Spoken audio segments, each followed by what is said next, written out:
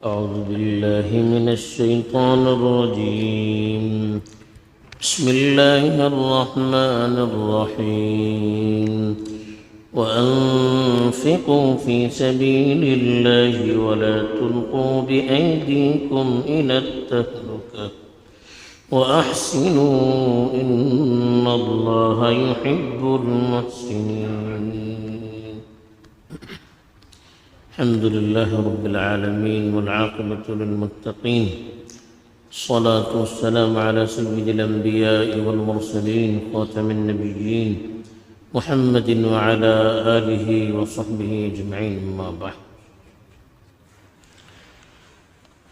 پچھلی آیات میں جہاد سے متعلق کچھ باتیں بیان کی گئی تھی، خاص طور پر اشہر حرم اور حرم پاک کے سلسلے میں جو شکوک مسلمانوں کے دلوں میں تھے ان کی وضاحت کی گئی تھی. اب جو آیت تلاوت کی گئی ہے اسی موضوع سے تعلق رکھتی ہے. اس میں اللہ تعالیٰ نے ارشاد فرمایا ہے کہ وَأَنفِقُوا فِي سَبِيلِ اللَّهِ، اللہ کے اور اللہ کے راستے میں خرچ کرو. وَلَا تُلْقُوا بِأَيْدِيكُمْ إِلَى التَّهْلُكَةِ، اور اپنے آپ کو ہلاکت میں مت ڈالو. انفق ينفق، خرچ کرنے کو کہتے ہیں. انفقوا، خرچ کرو. فی سبیل اللہ، اللہ کے راستے میں. خرچ کرنے کے لیے پہلی چیز تو یہ بتائی کہ آدمی اللہ کے لیے خرچ کرے، من مانی خرچ کرے، اپنے جذبات کو تسکین دینے کے لیے خرچ کرے، یا شہرت اور ناموری کے ارادے سے خرچ کرے، تو اللہ کے یہاں اس کا کوئی حساب نہیں ہوتا. اللہ کے یہاں اگر ہم بدلہ چاہتے ہیں، ثواب چاہتے ہیں، تو ہمیں اللہ کے لیے خرچ کرنا چاہیے. اور اللہ کے راستے میں، اللہ کے راستے میں کا مطلب کیا ہے؟ دین کی سربلندی کے لیے جو بھی طریقہ اپنایا جائے، جو شرعی روح سے صحیح ہو، شریعت میں اس کو صحیح سمجھا جاتا ہو، تو وہ سارے طریقے اللہ کے راستے کہلاتے ہیں. اللہ کے راستے میں جہاد کر کے ہو، یا دینی مدارس کے ذریعے سے ہو، یا دعوتی میدان میں جو دوسرے طریقے اختیار کیے جاتے ہیں ان طریقوں کو اختیار کر کے ہو، یا غریبوں کی مدد کر کے ہو، یا خود اپنی اولاد اور اپنے گھر والوں پر خرچ کر کے کیوں نہ ہو، اللہ کے لیے اگر ہم ان مدوں میں خرچ کریں گے تو وہ اللہ کے راستے میں خرچ کہلائے گا. تو اللہ کے راستے میں خرچ کرنے کی ترغیب دی گئی. خاص طور پر اللہ کے راستے میں چونکہ جہاد کرنے کے متعلق آیات چل رہی تھی، تو اکثر مفسرین نے اس آیت کو بھی اسی سے جوڑ کر بیان کیا ہے کہ اللہ کے راستے میں دین کی سربلندی کے لیے آدمی جہاد کرتا ہے تو جیسے جان کی قربانی دینا ضروری ہے، اپنے آپ کو وہ اللہ کے لیے پیش کرتا ہے، ایسے ہی مال کی قربانی بھی اس کے لیے ضروری ہے. اللہ کے راستے میں آدمی نکلتا ہے تو اس کی جو وسائل ہوتے ہیں، ہتھیار ہیں، سواریاں ہیں، کھانے پینے کی چیزیں ہیں، مجاہدین جا رہے ہیں تو ان کے گھر والوں کا نان نفقہ ہے، ان کے خرچے کا مسئلہ ہے. ان ساری چیزوں کے لیے اللہ کے راستے میں خرچ کرنا ضروری ہے. اگر ہم اللہ کے راستے میں اپنے مال کی قربانی نہیں دیں گے تو پھر اللہ کے راستے میں جہاد کرنا، اللہ کے راستے میں قربانیاں دینا یہ مشکل ہو جائے گا. تو اس لیے اللہ کے راستے میں قربانی دینے کے لیے اللہ کے راستے میں مال کے خرچ کرنے کی بھی ترغیب دی گئی، اور کہا گیا وَلَا تُلْقُوا بِأَيْدِيكُمْ إِلَى التَّهْلُكَةِ۔ القا یلقی کے معنی ڈالنا، بِأَيْدِيكُمْ معنی خود سے، اپنی طرف سے، تہلکہ ہلاکت کو کہتے ہیں، بربادی کو کہتے ہیں۔ اپنے ہاتھوں اپنے آپ کو بربادی میں مت ڈالو، خود سے اپنے آپ کو ہلاکت میں مت ڈالو۔ اس کا کیا مطلب ہے؟ اکثر مفسرین نے اس کو پچھلے ٹکڑے سے جوڑ کر بیان کیا ہے کہ اگر ہم دین کے راستے میں، اللہ کے راستے میں، دین کی سربلندی کے راستے میں اپنا مال خرچ نہیں کریں گے تو اس کی وجہ سے نقصان خود ہمارا ہوگا، ہمارے معاشرے کا نقصان ہوگا۔ اس لیے کہ اللہ کے راستے میں اگر قربانی نہیں دی گئی، اللہ کے راستے میں دین کی سربلندی کے لیے اپنے آپ کو ہم نے قربان نہیں کیا تو پھر دشمن غالب آ جائیں گے، پھر ہمیں دشمنوں کی غلامی میں رہنا پڑے گا۔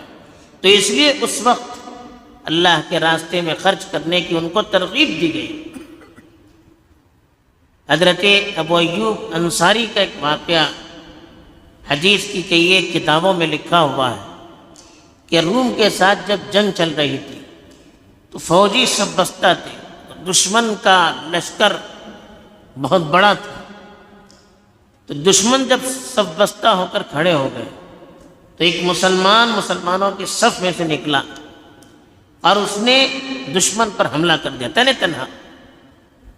اب لوگوں نے کہنا شروع کر دیا کہ دیکھو اس نے اپنے آپ کو ہلاکت میں ڈال دیا، ایک آدمی تنے تنہا پورے لشکر میں گھس رہا تو اس نے گویا کہ اپنے آپ کو ہلاکت میں ڈال دیا۔ تو حضرت ابو ایوب انصاری رضی اللہ تعالیٰ عنہ نے اس وقت عرض کیا کہ یہ مطلب اس آیت کا نہیں ہے، کہا کہ یہ آیت ہم انصاریوں کے بارے میں نازل ہوئی۔ انصار کہتے ہیں جو مدینے کے لوگ تھے اور جنہوں نے رسول اللہ صلی اللہ علیہ وسلم اور مہاجرین صحابہ جو مکے سے ہجرت کر کے آئے تھے ان کی بہت مدد کی تھی۔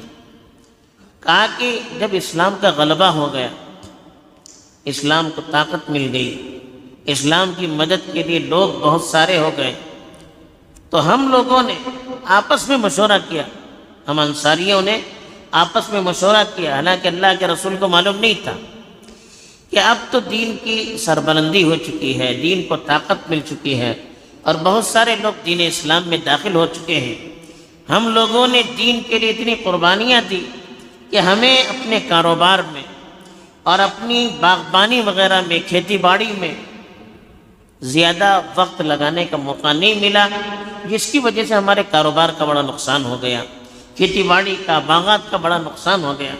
اگر ہم اب کچھ وقت اپنی تجارت میں، اپنے کام کاج میں لگائیں گے تاکہ کھیتی باڑی صحیح ہو، ہمارے باغات پھر سے پرانے طریقے پر پھل پھول اس میں نکلنے لگے، ہمارا کاروبار پہلے کی طرح بڑھنے لگے، اس کے لیے اگر ہم کچھ مدت کے لیے اپنا وقت اپنے کاروبار کے لیے دیں گے تو اچھا ہوگا۔ اتنا ہم نے سوچا تھا کہ کچھ مدت کے لیے اللہ کے راستے میں جہاد نہیں کریں گے بلکہ اپنے کاروبار میں ہم لوگ لگ جائیں گے تاکہ کاروبار ذرا ترقی ہو جائے۔ جب یہ ہم نے سوچا تو اس وقت یہ آیت نازل ہوئی کہ اگر تم نے اللہ کے راستے میں خرچ کرنا چھوڑ دیا، دین کے لیے قربانی دینا چھوڑ دیا تو تم برباد ہو جاؤ گے، اور تمہارا اس طرح کرنا اپنے آپ کو ہلاکت میں ڈالنے کی طرح ہے۔ تو دین کے راستے میں قربانی دینے سے پیچھے ہٹنا، اس کو کہا کہ اپنے آپ کو ہلاکت میں ڈالنا ہے۔ صرف اپنے کاروبار میں، صرف اپنی پراپرٹی کو بڑھانے میں ہم وقت لگائیں گے اور دین کے لیے وقت نہیں دیں گے تو کہا اس کو اپنے آپ کو ہلاکت میں ڈالنا ہے۔ تو یہ انہوں نے مطلب بیان کیا کہ ہمارے سلسلے میں یہ آیت نازل ہوئی ہے تو اس کا یہ مطلب ہے، وہ مطلب نہیں کہ کوئی تنے تنہا گھس کر حملہ کیا تو اس نے اپنے آپ کو ہلاکت میں ڈال دیا، یہ انہوں نے کہا۔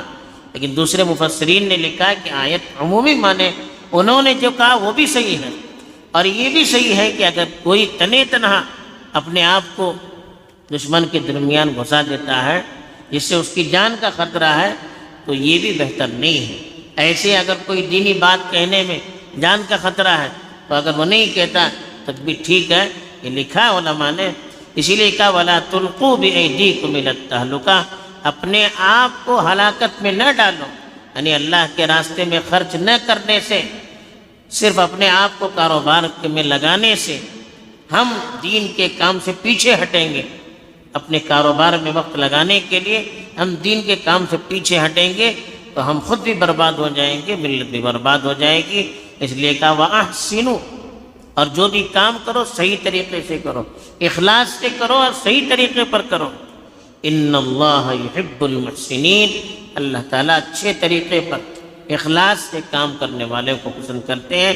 ہر کام میں اللہ تعالیٰ یہی کہتے ہیں اچھا کام بھی کرو، اللہ کے راستے میں خرچ کرو، اللہ کے راستے میں اپنی جان و مال کی قربانی دو، تب بھی نیت صرف اور صرف اللہ کو راضی کرنے کی ہونی چاہیے اور صحیح طریقے پر ہونا چاہیے۔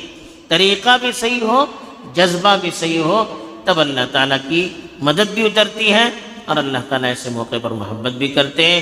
اللہ تعالیٰ اس آیت کے صحیح مطلب کو سمجھ کر دین کے لیے اپنے آپ کو وقف کرنے کے ہمیں توفیق دے۔ آمین۔ وآخر دعوانا الحمدللہ۔